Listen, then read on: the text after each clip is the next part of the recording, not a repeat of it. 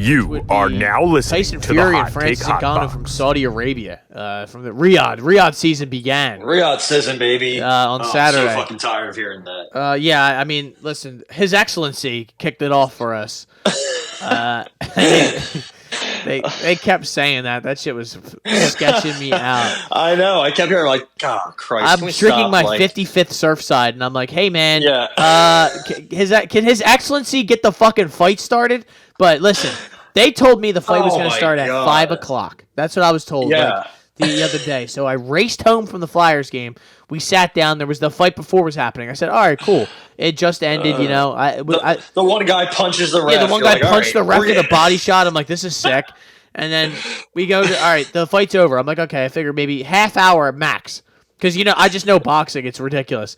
Half hour max. No, they sat there and talked for at least 45 minutes about this and that and how exciting this is going to be and what an incredible thing. Lil Baby's going to perform. I'm like, well, how the fuck did they get Lil Baby in Saudi Arabia?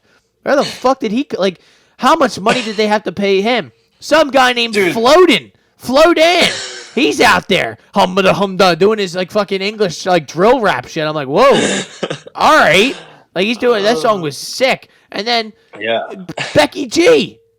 I'm like, where the fuck did they find Becky G? What, like, who are these people? Where did they get these people from? So they do this elaborate performance. That was at least 30 minutes, it felt like. I felt like forever. I'm laying on the couch about to fall asleep. I'm like, dude. Like 7 o'clock. Yeah, I'm like, will this thing start? Then, as they're performing, the stage fucking moves away and the ring comes out out of the ground. I was like, only in Saudi Arabia would you be able to do some shit like this. Unbelievable. Ty, were you entertained by the pre-fight festivities?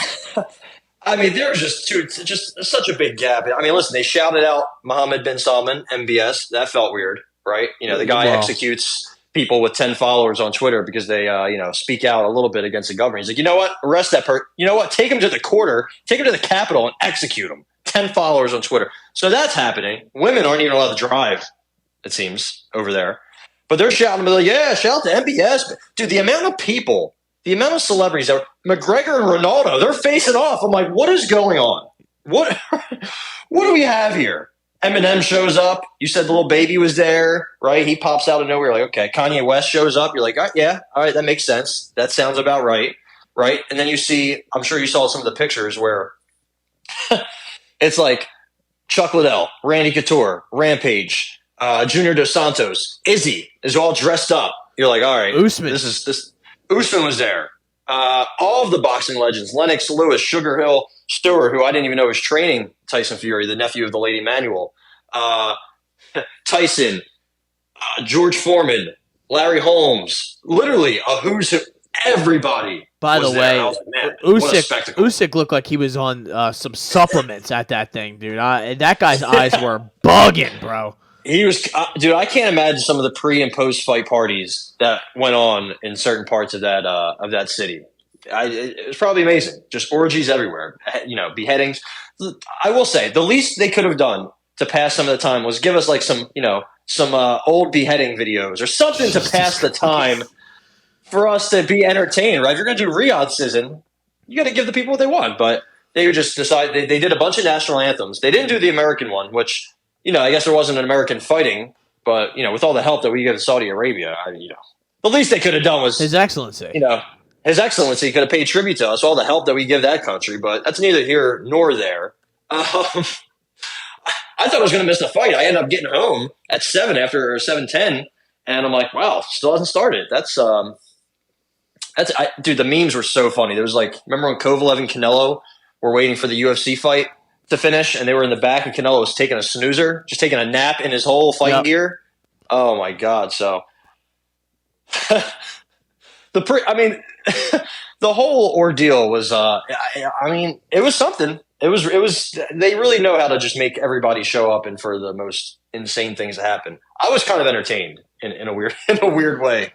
Like, if the fight had sucked, it would have been like bad. Like, it would have been horrible. Like, it would have just been unbearable, and it's, it is what it is. Like, it's the whole, I knew all this bullshit was going to happen. I just didn't know it was going to be to this level and to this degree. The ring moving really just the ring moving. That's when I stood up. I was in my house. Like what? The ring was underneath there the whole time. Like where were those other guys fighting? Like I couldn't understand that. And then like the people that you're seeing, like Oscar De La Hoya's in there, and I'm like, yep, they're all just. I'm like, there's no way these guys are all here sober. You know, like there's just no. All these drug addicts are in this building watching this fight, and you know.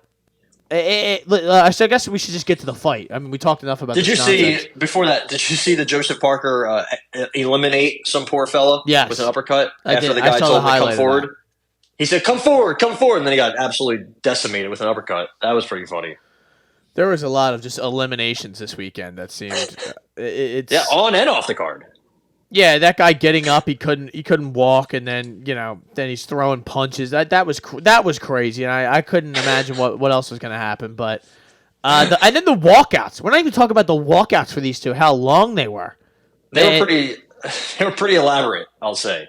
Francis was cool though. He was walked out with Usman and Izzy. I was like, yeah, this is awesome. I started to believe. I was like, yo, he's doing this. They're sitting on the thrones. It's like what are we doing here? But I will say, Ty, the fight itself, it delivered. And it's very rare that one of these kind of fights, these freak show sort of fights that I like to call them, ever really deliver. And this one delivered and then some. It was a very entertaining, exciting fight. Francis Ngannou was in the third round, put him down, put him on his ass with a nice kind of counter left hook. Francis looked very comfortable in there. He did not gas out like I thought he would. And Fury looked very uncomfortable. He looked like he was getting pushed on the back foot a lot of the time, and he was switching from orthodox to southpaw back and forth to try to find like an angle of some sort. But he was getting hit hard. You could see, and you could see he was wearing it after the fight. He had that huge black eye. Round. Yeah, second round he got cut. Dude, you could just tell right away, and they kept saying he's supposed to fight Usyk in December. I'm like, no, fuck, he's not. That's not. I don't know. Frank Ward right after the fight was like, oh, well, Riyadh season extends all the way to March, so we'll discuss it. I'm like, yeah, that motherfucker's getting pushed back. You know that. It's funny because after the fight, he's like, yeah, he caught me with that one shot, but other than that, I feel fine. I didn't get hit with anything. Meanwhile, his left eye is swollen. Yeah, You're like, his whole left eye is just dark. You're like, okay. Yeah, he looked like me after I blacked out and fell a couple weeks ago. Eye is swollen shut. And then he had a cut on his forehead and at the bridge of his nose. I'm like, buddy, you got hit with more than that. Yeah, it was a rough one. And I know a lot of people said that Francis got screwed or they got robbed. And we have kind of discussed this before, that we don't really necessarily think that's the case. It's not exactly a robbery. It was a very close fight, kind of lived up to exceeded expectations, and Francis Ngannou definitely exceeded everyone out there's expectations, but it's not a situation where like it was taken from him or he won it fair and square and the judges just screwed him. I think that it could have gone either way on that. Was it 94, 95, 95, 94? Either like both those scorecards I think were correct. Even the 96, 93, like it was very close. But we discussed it. You said this as much as just kind of Francis gave away a few of these rounds. Yeah, especially the last two. The last two, he just So I'll ask you this real quick: how many rounds? How many rounds did one of these fighters land double-digit total punches? How many times do you say that happened? Probably 2 or 3. One. Wow. Fury in the first round. That's it. In the third round, Fury was 1 of 18 total. And those were jabs. 18 total. This is the heavyweight champion of the world. The lineal heavyweight champion of the world. Soon to be undisputed. The first heavyweight title. First heavyweight to have all 4 titles in this era, in the 4-title era. And this is what he comes out and does. Like, there was a chance that he was going to come out and just not, look like he was all at the KSI Tommy Fury fight in the crowd drinking. I remember they showed him. So I was like, all right, that's not a good start. And then he comes out like this, and, first round he wins. Second round, very close. Third round he gets knocked down, and he, didn't land one total punch. And then after that he started to turn up, but not really. I think it was a lot of more so Francis kind of being a little he was kind of gassed out early, but I guess he got tired early, but he never gassed out, is what I should say. Yeah. Also, dude, can we talk about Francis's chin? Because he took some shots from a legit, again, the best and biggest boxer in the world, and he just ate them. Not once did he even get hurt. Not many shots, but several big ones. Especially Tyson Fury kept coming in with that left hook, right uppercut, or that straight right left hook. He a lot of times abandoned the jab. He didn't go to the body much after, I guess, the first couple rounds. If I can see any body shots landed, I can't find them. But all in all, he landed 71 of 223. That's 32%. And Ngannou was 59 of 231, 26%. Just, yeah, I mean, I only had like 3 or 4 rounds for Francis. And with the knockdown, I still have him losing pretty much, probably 95, 94. He just, it seems like he gave away like the rounds right after the knockdown. And then a couple at the very end, too, that he needed to win. It just, just inactivity a little bit is what cost him the win. But he still gets the win. He still wins the night. He gets a huge payday, right? And now he's setting himself up for more paydays. I could see after the Usyk fight, if Fury beats Usyk, which I think he will, I don't think anything changes my mind in that fight. Tyson Fury, over the course of his career, has struggled with guys that have length, right? Deontay Wilder, when he got knocked down by Steve Cunningham, he very long. When he fought Kevin Johnson, another guy with a late 83-inch reach, he went the distance with him. Otto Wallin gave him troubles. Otto Wallin has a really long reach. When he fights the shorter guys, he kind of smokes them because he's so big. He's so strong. He can bully guys like Usyk, I think. But Francis, I mean, first off, Francis looked absolutely cut the fuck up out of stone, granite, marble, everything. He looked huge in there. And he was kind of bullying Tyson a little bit. He was getting Tyson off balance. He wasn't letting himself get crowded on the rope in the corner at all. His footwork was good. He was swinging wild, but that's kind of who he is. All in all, Francis kind of looked like the better boxer. He wasn't crossing his feet like a lot of MMA guys do when they go into boxing, right? His footwork wasn't sloppy. He wasn't leaving his head out there. Every time Tyson Fury backed away, he had his head up. He kept ducking under, ducking in. He was getting hit with counter left, counter hooks. I was really impressed by Francis. I listened to Chris Algieri, former welterweight champion, talk about him. He said he was very impressed with Francis. I think the stars of this show, Eric Nixick and Dewey Cooper, the trainers for Francis, they had a strategy. And Timothy Bradley said it too. He said Francis has a strategy here. He's not going balls to the wall. I mean, he looks good. He's going to the body. When Tyson Fury switched to southpaw, Francis Ngannou switched to southpaw. I couldn't believe that in the third round, I think. He was doing a lot of like hand battling with the lead hand that was making Tyson Fury very, very uncomfortable. Couldn't really get the jab off. And, I mean, he just looked like he belonged, right? It felt like a draw. That's what, in all honesty, when I guess the knockdown makes it not impossible, but like that's what, like when I was like, I wish they could have, right? I guess it is impossible. Going.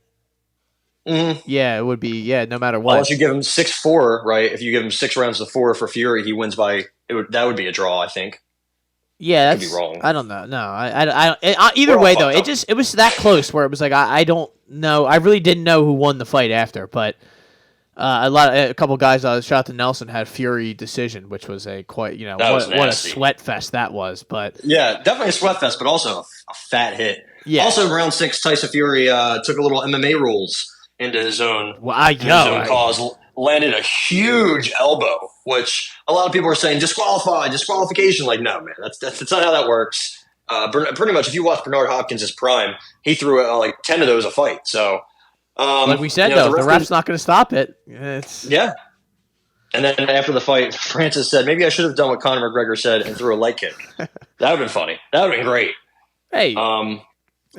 Also, it seemed like Tyson was doing more of the wrestling, like clinching. Anytime they clinched, Francis was hitting him in the clinch with uppercuts. Like he wanted to like hold him with one hand, right, kind of, and then hit him with the right. And he that's what cut him up in the second round, Tyson Fury. That's what drew blood. So, and listen, he's I think it was Maurice Suleiman or whatever the scumbag's name is, the WBC president. He said, "Yeah, we're going to put Francis Ngannou in our top 10." And I was like, "Oh God, that's just uncalled for." And then I looked at some of the boxing rankings, the heavyweight rankings. I was like, "Wow, He belongs. I would love to see him fight Derek Chisora or Dillian White. He probably smokes those guys, honestly. Philip Hergovich, Joe Joyce, Frank Sanchez, like Joseph Parker. I honestly don't see why you wouldn't be in a rush if you're, the powers that be, setting up Deontay Wilder, Francis Ngannou in Africa. You are now listening to the Hot Take Hot Box.